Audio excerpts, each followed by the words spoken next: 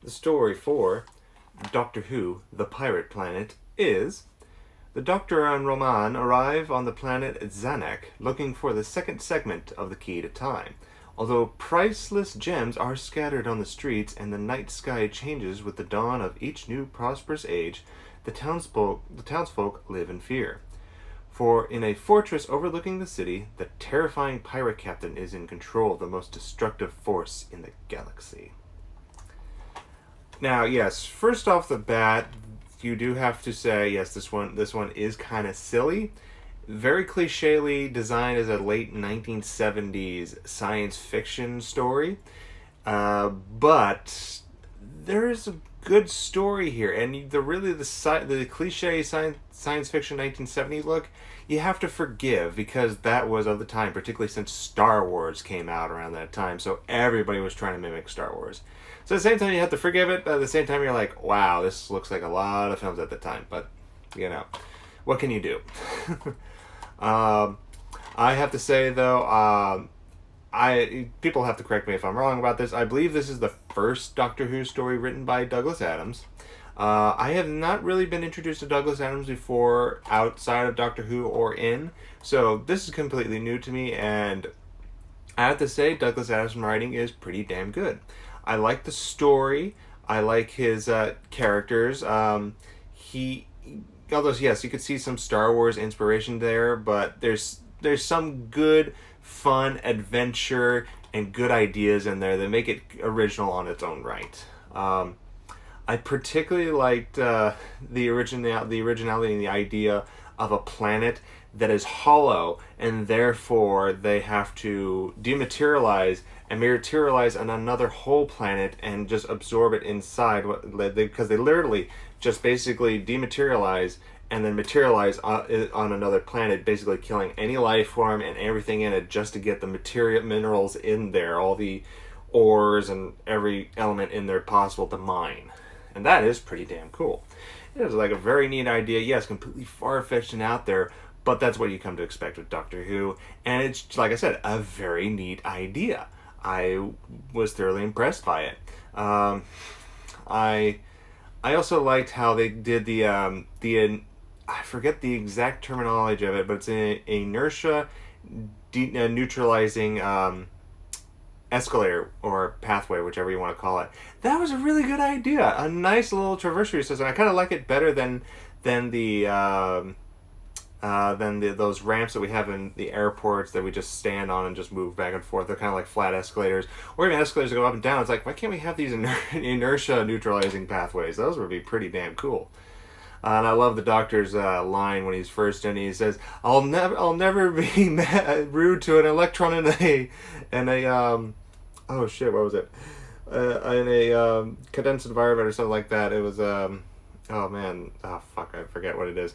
But it was just especially if you know what he's referring to, it is very hilarious. And I liked all the little scientific facts in there that were all great and logical, and it was, like I said, the ideas were really, really good and fun.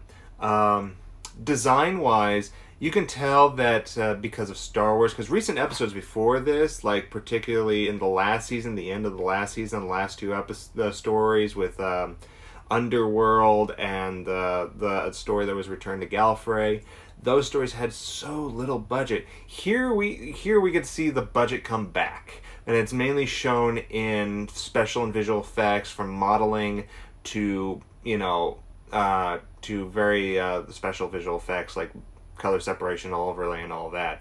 And you can see those really stand out, given really good attention and care. Although, yes, they still look a little cheap because it's a TV budget, but it's still better than what we've seen before, and pretty impressive. Although, yes, I do have to admit the Star Wars connection, because the pirate captain does look like a half Darth Vader. He's basically a cyborg, but he's half Darth Vader.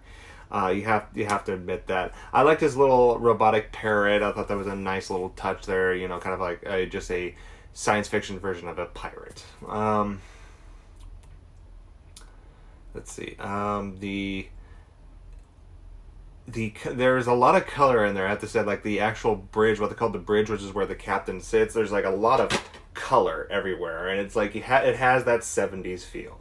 Like I said, there's a lot of cliche '70s stuff in there, but you have to forgive it. Although I did notice it kind of like a little seeping because this was made in 1978. You can kind of see the early stages of 1980s design kind of seep in because Ramon had a pink blouse with white pants and white boots. And that seemed more like something out of the 1980s than would be in 1970s. So you're starting to see a slight start of a transition between the decades. There is a twist in this movie, which is pretty much it's revealed at the start of the episode, the last episode in the story. But you kind of at the end of episode 3, you kind of see where it's going. You're like, oh, I see what the story is now. But they still reveal it in a way that's like, oh, that's pretty clever how it's done. And it's not exactly revealed the way you think it will, but the way they explain it and all that, it makes perfect sense. And it's pretty good. I was impressed by it. Some of the special effects were still kind of, like the blaster fire. So you're kind of like, I can see what they're trying to do, but at the same time, it's like, but, there's ups and downs to what they could do at that time, and that's, like, a little bad one was the blaster fire. But other than that, this was a really enjoyable story. It is the second part in the Key to Time storyline. It's fun, it's exciting, and, the way Douglas Adams put his energy and flow to it makes you just went on with this fun romp, and it was pretty damn good. And I can't wait to see what we do with the next story. I don't know if it's written by Douglas Adams, but I want to see more of what Douglas Adams is capable of with Doctor Who. I mean, like I said, he had fun, he had good science, he had good humor, he had good wit. It was just an overall good story. I want to see what he'll do with future episodes. I think he becomes story consultant later on, but I'm not 100% sure on that. But I know he becomes more involved with Doctor Who later on. So, I guess that's his whole. I give the story 3 stars out of 5. Like 3 stars out of 5. Sorry about that. Like I said, it's a good romp, really fun, and just good old-fashioned fun. You can see some of this stuff. Like I said, if you're a fan of Douglas Adams, you can see a lot of starts to things that he puts on later on in some of his other own stories. Like in the making of, they noticed because of the robotic parrot. They say if you ever played the game Deep Space Titanic or something like that, they said the key to that whole game was just being nice to the parrot. So you get to see all these little key things that bloom and blossom in his other stories. And speaking of that robotic parrot, I completely forgot about this. I can't believe I did. There's this awesome fight scene between K9 and the parrot. Yes, the special effects are cheesy, but it's just fun.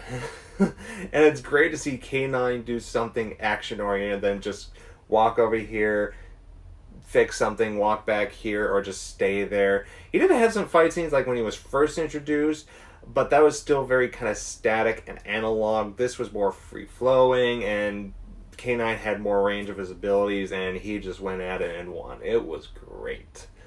So yeah, that is all for this one. I can't wait to do part 3 of the Key to Time, and well, I'll see you when I do that one. Bye bye.